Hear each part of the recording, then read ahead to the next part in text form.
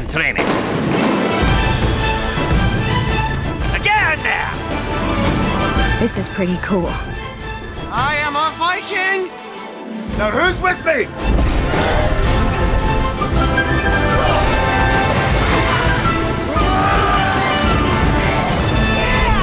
Go, baby! Well, in our movie, we made dragons and Vikings enemies so that we had a large conflict to resolve, and we had a great setup for our main character. But he is this kid who just doesn't belong. 300 years, and I'm the first Viking wouldn't kill a dragon. Great. Nailed it. I play Hiccup Horrendous, Haddock III. To be a part of something like this is a huge deal. It's just I haven't completely wrapped my head around it. I'm blown away. I am so psyched to be here. This is so cool. I think that Jay just is Hiccup at this point, you know? Jay just took that character and just, like, he just sort of pushed him off to the side and he just took his place, you know? I know this guy. Handsome devil. Hiccup has the same sort of body that I do, sort of al dente noodles for arms and legs, and he's my alter ego. Oh, you, sir, are playing a dangerous game, keeping this much raw Vikingness contained. There will be consequences! I'll take my chances. That's what we all like about Hiccup, actually, that a lot of what his acting like is not only about Jay Baruchel's voice, but it's also about his mannerisms and his style that makes it feel just slightly offbeat, and you care about him, and you also are rooting for him in the movie.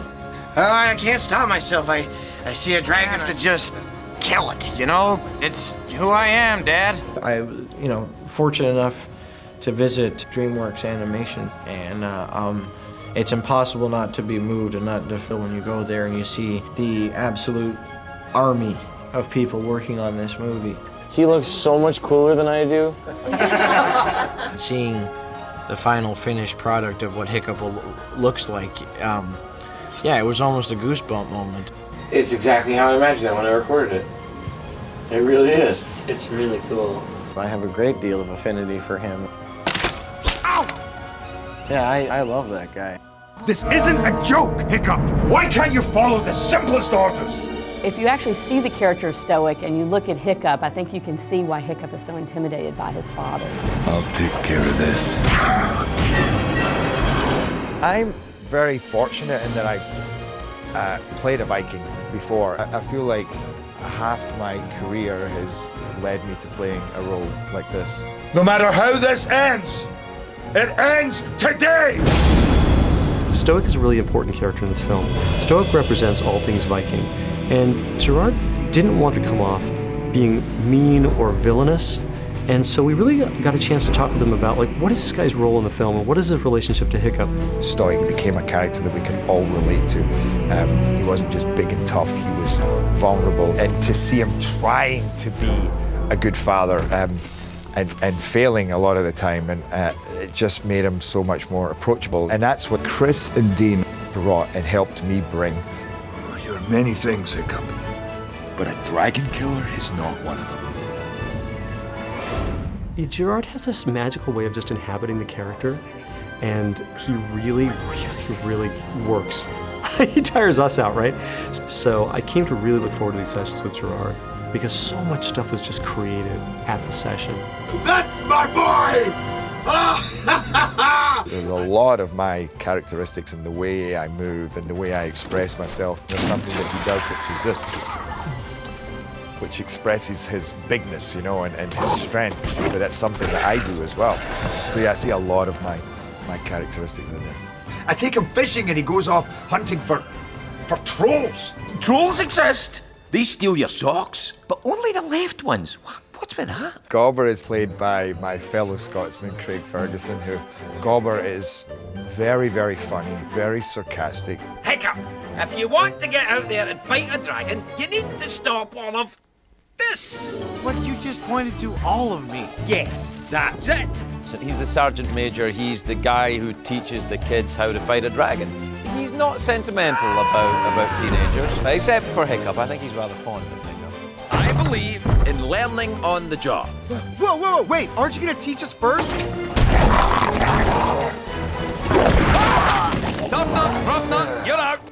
Craig can take a very dark situation and phrase it in such a way that that there is a comic punchline to it, always. I mean, he does that in his own comedy, but what he's brought to Gobber is this seasoned character who's seen it all, who's lost limbs, you know, but he doesn't begrudge anyone and he doesn't dwell on any of it. Well, the main thing is you lost your first boot. You're on your way. To see your voice come out of someone, you know, an animated character, is a fascinating thing to see. Does he look more like me than he used to, or do I look more like him than I used to? We haven't changed it. Then I'm starting to look like him. That's worrying. And also, it's alarming to note that, that the drawing that you see behind me is a far better actor than me. You're thinking about this all wrong. It's not so much what you look like, it's what's inside that he can't stand. Thank you for summing that up. Astrid is voiced by America Ferrara. She'll take the lines that we've written and color them in a way that just feels very specific to a real person. That makes all the difference for the character that you see there, up there on screen as animated. Stay out of my way. I'm winning this thing. The studio had been interested in having America Ferrara do a role here at DreamWorks for a while, and we were had been looking for the right thing. When they told me about How to Train Your Dragon, I went out and got the book, and it was just seemed like a really fantastic, really exciting world to be a part of, and a fun character to get to play. That's me. That was my voice. Astrid comes from the frame of mind that like she has to be tougher and stronger and smarter and 100% more on her game so that none of the guys mistake that she has any weaknesses. I hope I get some serious burns. Yeah, it's only fun if you get a scar out of it. The nice thing about America, she has a strong voice, but she also has a lot of heart in her voice. So even though she's tough on Hiccup in the beginning, there's a warmth to her that I think makes her sympathetic. And I think America does that so nicely. That's for kidnapping me.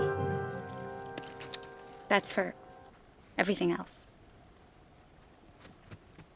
Can I transfer to the class with the cool Vikings? My character is named Snotlout, and it was really cool to get to hear my voice come out of this animated Viking dragon slayer kind of guy.